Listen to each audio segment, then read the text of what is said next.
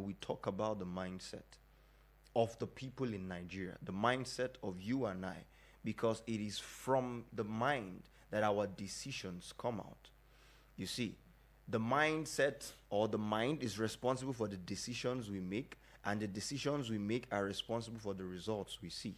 I'll take that again. Yeah. Our mindsets are responsible for the decisions we make, and the decisions we make are responsible for the results we see, even at the personal level and at a community level and at a national level. You see that? So let me quickly define what mindset is.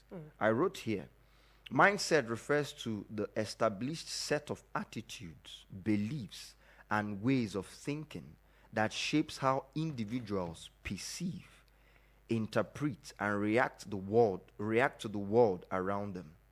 You see, it goes ahead to say it influences behavior, decisions, and responses to various situations. In essence, mindset is the lens through which a person views and interacts with their environment. Yeah. The way you view your environment, the way you view things, the way you act, the way you make decisions, the way you respond to things is sponsored by your mindset. Yeah. So that is what we're going to be talking about today. And yes, that's why many times when you hear people say, how do you think this? I don't like how this person thinks. There are two people. I mean, this assertion is used many times. I've heard it in school. I've heard it at seminars and what have you, where they'll bring two glasses rather, and one is completely full, and the other one is half of the glass. And they'll ask, what do you see? There's a group of people that would say, I see a half full glass. And some other people will say, I see a half empty glass. You get? So everything is about perception. And now I can remember that particular seminar. I had just finished my university, and the person said, everything is about perception. There are people like, let me just use a very relatable example. You have 10,000 naira in your account, and then you have spent it up to 5,000. There are some people that will say, it has already finished. It's 5,000 remaining. If I perish, I perish, right? And there are people who would say, it's 5,000, which means that I can still manage the money. I can still maximize what I have to get other things going for myself. These are two different people. And trust me when I say they will have two different outcomes from life. Definitely. Yes. Because the one who sees his cup as half empty might become depressed. Might put pressure on themselves, undue pressure on themselves, and might even think about wasting what they already have, to start afresh again. But the person who sees the glass as half full, it means I just need to do a little more work and then I can elevate the glass. So these are two very different mindsets. And again, you'd see that their lives or their outcomes are different. And that's why you see people, they give birth to them on the same day, they are twins, but their outcome is different. Because one might have a superior mindset and the other might have an inferior mindset. But the outcome of their life basically depends on how they think and how they see things. It's just also like so many examples you might be able to use, but just like Innocent has said, mindset refers to the established set of attitudes, your beliefs, the way of thinking that shape how individuals perceive and interpret and react to things around them. Now, for a person who loves orderliness, I've noticed a couple of things, about myself in a couple of months. When there's disorderliness, is very disorganized. I don't like to be there because that does something to my mind. It's haphazard. You cannot coordinate your thoughts. I remember when we were talking about goal setting here, we talked about your ability to coordinate your thoughts. It makes it easier for you to move, and it makes it easy for you to move faster as well, right? But there's someone who can juggle through a disorganized setting. They know they'll still get a good result, but they know their way through a juggled or a disorganized system. These are two different people. One will be slower in a disorganized system and one will be faster in an organized system. The two of them are functioning based on their mindset and their ability to perceive things. While I see it as an obstacle, the other person sees it as a challenge. And this is what brings about the result that we both have independently. So now we'll be moving on to talking about how mindsets are formed. And there are different things and different factors that can contribute to the shaping of your mindset. So many things, are responsible. We might want to talk about trauma, we might want to talk about breakups, we might want to talk about your environment. There are so many things that make people perceive things in different ways. True. Say for people in relationships now, they'll tell you all men are the same. Now, that assertion might be very wrong. And that's because the person is speaking based on their experiences, and their experiences have formed a mindset for them. So the number one things that form the mindset of a person is life experiences, both early life experiences and latter life experiences. So life experiences, consist of your family upbringing, your cultural background, your education. All these things play a very critical role in shaping an individual's mindset from childhood. There are people that they had to suffer, literally work, let me not say suffer, literally do hard jobs to get whatever they have. Yeah. You see, this set of people are extremely meticulous with their resources. Yeah. And that's because of how they grew up. You'd see that before they bring out money, to you, they are very stingy people. But their mind is, I don't want to go back to where I'm coming from. I'm coming from somewhere that there's so much lack. I'm coming from somewhere that I saw how difficult it is to make money. So I'll do everything within my power to ensure that I stay within the confines of having money. It doesn't have to be excess, but there's money at every time for me to do what I need to do. So you see, it'll be hard for you to talk that person into going on shopping sprees. Yeah. It'll be hard for you to talk that person into going for vacations or just impulsive buying and what have you. It'll be very hard to talk to that person about that, because life has taught them a lesson that, it would take a lot of time for them to unlearn. Yeah, true. So yes, mindsets are formed by experiences, your background, your cultural experiences, your education, and what have you. Okay, so another way mindsets are formed is through our environments. You see, mindsets are very powerful. And the thing is this, one of the important reasons why we are bringing this information to our notice is this, because a lot of us, sometimes there are certain things that we do and we don't understand why we do them. It's because our mind voluntarily or involuntarily has been absorbing a lot of information out of our environment. A lot of people, our circle of influence, our friends, our relatives, peer groups, colleagues at the workplaces and all of that, sometimes say certain things, discuss certain things with us, and it just, for some of us who are not careful, our minds can be dump sites for people. Yeah. They just keep dumping ideologies into it.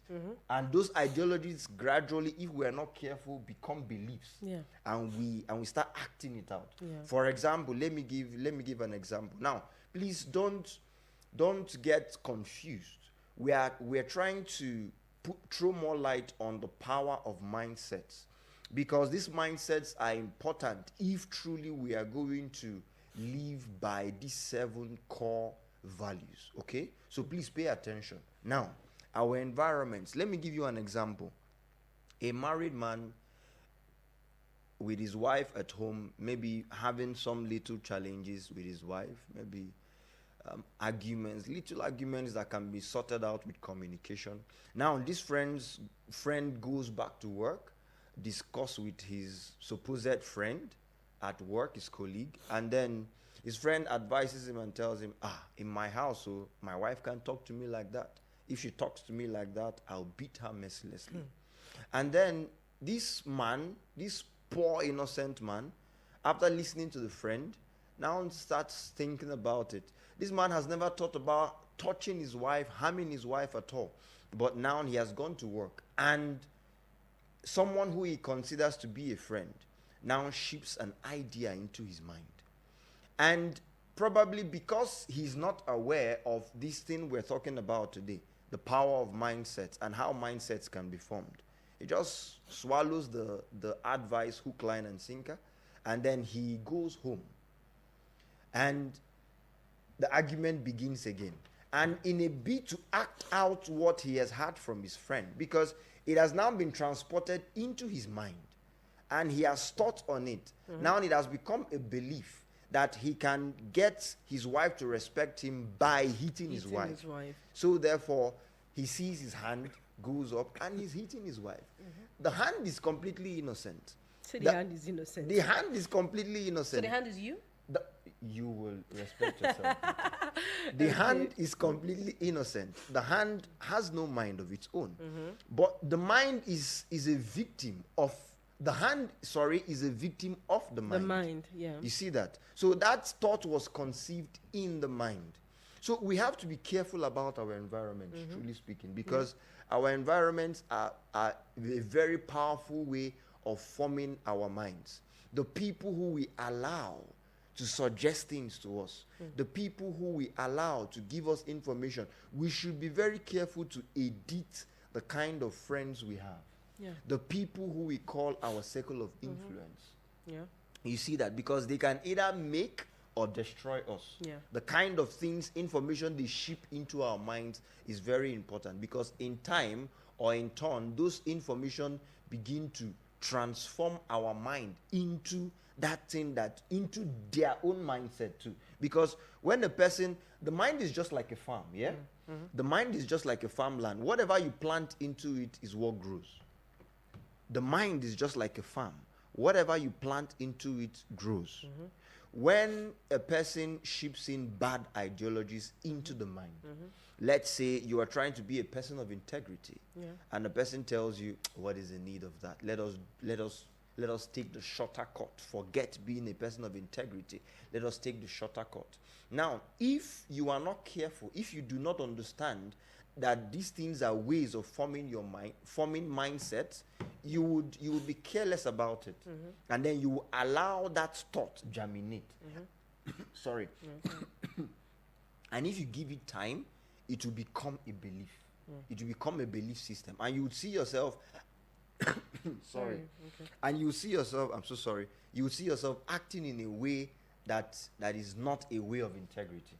You see that. So environments are very important in forming and shaping our mindset. All right. These, like he has explained, is super important. And so this is a call to be conscious of your environment too. Oh, yes. Especially for people who have children. Yes. You know, you see them pick up attitude and, you know, they say their minds are tabula rasa. Yeah. That means it's absolutely empty, and whatever is imprinted on it stays there for a very long time. They mercilessly mirror whatever they see in front of them. So yes, it's super important, especially for parents who are listening. It's important to be conscious of your environment. Everybody will not have money to stay in highbrow areas. Not everybody will, but at least as long as it depends on you, you can control what happens within your environment. Yes. Now, the third talks about education and information, which is one of the major things that shapes or forms the mindset of a person. Now, this refers to the knowledge, the values, and the ideologies absorbed through formal education, media, and personal learning. It contributes to mindset formation. Let me give us a quick story. There was a time I used to have interest in, like, maybe teaching very little children, you know, but the patience has run out these days. But, you know, I used to be very much interested in that. And there was a time a very little girl did something. It was not a formal education. It was just like a class where you get to understand how children think and what have you. So she was seated in the class and she did something to another child in the class. And then I asked her, apologize to that child. And she's like, no, I don't apologize. Like, why don't you apologize? And she says, have I seen a Transformer be an Undertaker? One of these very ridiculous cartoons that she had watched at that time. Have I seen that person apologize before? He's big, he's mighty, everyone fears him, and a lot of things. Are you kidding me? So they interpret things literally for kids. They, you know, it was very funny, but it also made me understand the power of the media and the materials that children consume. Yeah. They're still small. As an adult, your mind can break down what you have received into smaller parts. You know the ones to keep, you know the ones to dispose, you know the ones to share. If you're really intentional. Exactly. Yeah. But as a child, they don't have that liberty. No, they don't. everything they take, they consume, they translate it literally.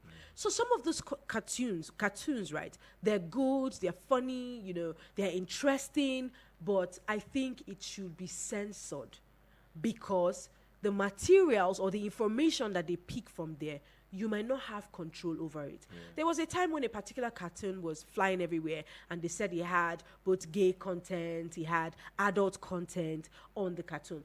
I have watched it severally, and trust me, I never saw it from that point of view. I never understood it from that point of view. It took another person who was very intentional about watching that to screen what his own children will watch, to know that, oh, this is actually suggestive of this is suggestive of this, and he had to ban that cartoon completely in his home. So as parents, education and information is very powerful. And where this education and this information comes from is twice as powerful. As an adult, you tell yourself, I can't listen to everybody. There are 1,001 podcasts everywhere. 1,001 pastors, imams, motivational speakers everywhere. As an adult, you decide who to listen to. And how do you come up with the people you listen to? People who share the same values and ideologies with you. But does a child know how to differentiate that? Absolutely not. So in order for them to be able to uphold these core values, what they learn through formal and informal education, the personal training you give to them should be in tandem with what the Constitution says about the national core values. It's not only about telling them don't lie. It's not only about telling them, you tell them no, don't lie, and you lie. You tell them don't waste, and you waste. You tell them don't do this, and you do it. They see you do it. So that's an informal system of education. They pick up what you say. So you're telling them there's dignity in labor. And they see you pick your phone up every day, and you're always begging this person. You're always begging that person, please give me money. Even as parents, you're at home as the mother. You're not doing anything. Everybody must not work. I agree to that. But they see you that everything you have to do, you depend on your husband. There are some things that should not be in the presence of the children. Not because it's a bad thing necessarily, but you should be worried about the information they will pick from that thing. So every time I see you going to meet my father for money and he gives you money, my opinion about life will be that all I need to do is to just get married and then everything will be provided for. You grow up and you go to a setting where it doesn't work that way. The man says we have to contribute actively to make the home work. It becomes a problem for you. It becomes a problem for you because you didn't see that, or your children didn't see that happen. So no matter how little informations are, no matter how little we think the education we give is, right, it's also important to be conscious of what you pass on to people and conscious of what you consume. So it's not just about cartoons. It's not just about movies now. It's about schools as well, what they are being taught in schools. Formal education. You see textbooks. Last year it was a thing where we saw adult content in textbooks, in textbooks, these things are being passed on to these children, and they are very small. They might not be able to filter it, So and they can practicalize a lot. You see them, they're little children, they pick up phones, they are mimicking you making calls all the time. You see, they are tying wrappers the way you're tying. They're trying to wear your wig to be like you, and you honestly think that they don't see and they don't understand what happens around them. So education and information, very powerful tool that is being used to shaping the mindset of people as well. Yeah, education and information is very powerful, and I like as you were talking about children, because that is very important for them. They don't have a choice. The adults have to make that choice for them. Because whatever they see and whatever they are exposed to, they mercilessly just mirror it. So that is very important. Now, another way mindsets are formed is through personal experiences. Oh, yes. Personal experiences. What you experience over time builds your belief. Yeah. What you experience over time builds your conviction. Yeah. And your decisions will follow suit. Yes. You see that? Like you were saying in the first point you gave, someone who made their money through hard work, who had to suffer so much to make ends meet, wouldn't be in a hurry to Spend the money. spend the money lavishly. You see that now. So our mindsets are also formed by personal experiences. However, I would like to say this. We have to be careful because personal experiences are powerful. Yeah. They are very powerful. And if we are not exposed to a superior mentality or superior mindset, it is possible that a person can live with a negative mindset just because that is the experience they've had over time and never work on changing that. You see that? So it is very powerful. If your life experiences have taught you positive things Yeah. and they make you better, beautiful. But if your life experiences have taught you negative things and they make you a worse version of yourself, Yeah. be intentional about changing it. Now, what we're trying to teach you is that these are how mindsets are formed. It doesn't mean that those mindsets cannot be Be changed. changed. Yeah, they can. Please note this. It doesn't mean that those mindsets cannot be changed. Yes. You see that? So what we're trying to tell you is this, that if we explain this to you and you understand how mindsets can be formed, then we can now start introducing these 7 core values to Yeah. you again so that you can believe it. You can understand it. It can Yeah. become a conviction inside of you. Yeah. And that will now sponsor the decisions you make. Yeah. So life experiences are very key, is a very key factor to building mindset. Yes. So before we go on, someone sent a message and she says, "Good afternoon, ma. I am Iowa. Hi, Iowa. How are you doing?" She says, "You're doing amazing. I learned something I'd like to share with you." Somebody said, "If a person insults you or hits you, you don't react based on the person's action. You react based on who you are. My son is shockingly brilliant. He can repeat every word you say, even if not clearly. So I try keeping him busy inside the house. Because the last time he went to play outside, he came back a soldier using his finger to shoot and his mouth as the bullet coming out." You see, they learn things a lot as well. And that's very true. You don't react based on the person's action. You react based on who you are. Are there times where, someone says something to you you don't like, and then you just reacted in a certain way, and you're so embarrassed at yourself, and you're like, "I shouldn't even have responded to this person. Why did I even answer this person?" It takes a lot. It takes a lot of emotional and mental strength to withhold something that is annoying to you. So most times, the way to address it might not always be in the heat of the moment. Something happened last week where there's this person that is always, trust me, that person is a trigger to my bones. To my bones. I'm somebody that does not like what I hate. As long as I don't like it, I absolutely do not like it. And there's no reason I'm going to take it from anybody. So I noticed this person was always making me so angry that, I'm so angry. I'm even shaking because I'm angry. And I can't beat you because you are older than me. You get, it's super annoying. Then I told myself one day, you see, if it takes me learning to ignore this person, it's painful, but I will just leave the person.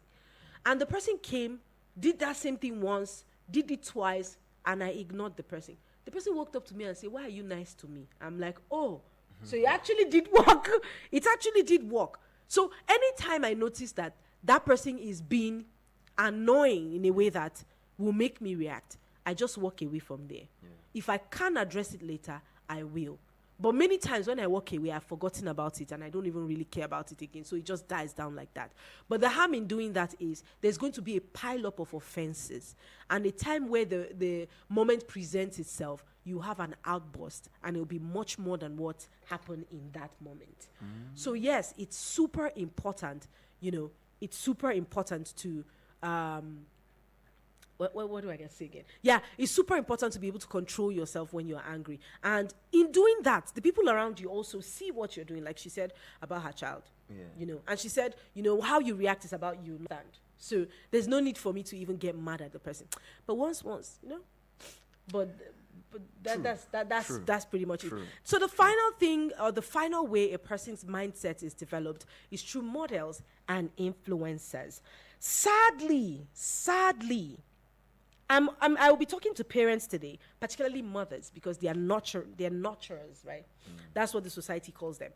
And if I see the role model of my mother, I'm seeing someone that has children, and I see the role model of the person or who the person follows. I told you guys one time about who people follow. When I see the kind of, on your social media, when I see the kinds of people, the quality of people that you follow on social media, I know whether I should take you serious or not. And that's me. It doesn't have to be about you. But if a mother, has a role model that is a known thief, let's use that as an example, or you see the woman following the person, or they confirmed someone a kidnapper now. The person was released, and the person has a social media handle, and your mother is always following that person. She's happy when she sees the person. She likes the person, She said, I just like this person, even if the person is a thief, or the person is this or that, I still like the person. The thing is, it's only a matter of time before you become influenced by the attitude and behavior of that person that you admire. You might tell you, there's a passage of the scripture that I like very much, and it said, let he that think he stands take heed lest he falls. It means that you can never be too upright. Like, you can never be too sure about your uprightness, and you can never be too sure about your strength. Because many times when you hear people say it can never be me, when the position to be you, for that thing to be you presents itself, you become that person that you never thought that you'd ever be. Right? So it's super important to be very conscious of the people that you follow. Now, I was at service on Sunday, and they were talking about what it means, what the benefits of having people mentor you, or what the benefits of having people that you look up to are. And it's about useful and superior knowledge. The number one is about useful and superior knowledge. That is, the person I'm following should not be on the same level, struggling for a kind of mindset or something that I'm still struggling with, basically. So if your mentor has a superior mind, it's all about excellence. You have a mentor who is all about excellence. Let me add something to that. Okay. If someone is a mentor or if someone is a role model, the person should have the results you are looking to have. Exactly. In better words. You can't have a role model who doesn't have the results you are looking for. Have. The two of you are on the same level. The person should have gotten to where you are going looking to. Exactly. See that? So yes, the number one benefit of having people, role models and influencers and mentors, number one is they provide useful and superior knowledge, because they have obviously gone through a process that you have not. And that has forged their knowledge, because hardship or time builds character, basically. So if you go through a difficult situation, character is being formed or is being built through that process. The second benefit of mentorship or role models, or what you like to call it, is it gives you the benefit of learning from the experience of others without the pain and the regrets that is attached to it. And last week, I was talking to us here about us not having to experience something to learn from it. Yeah. Sometimes you can learn from other people's experiences, and that's what a mentor affords you. Yeah. They have gone through the process that you're looking at. So say, for instance, there's a Eugenia Abu, who has been in the profession for a very long time, and I probably look up to her. There's a Christiana Amanpour of CNN who I might be looking up to in this journalism field or in the communications field.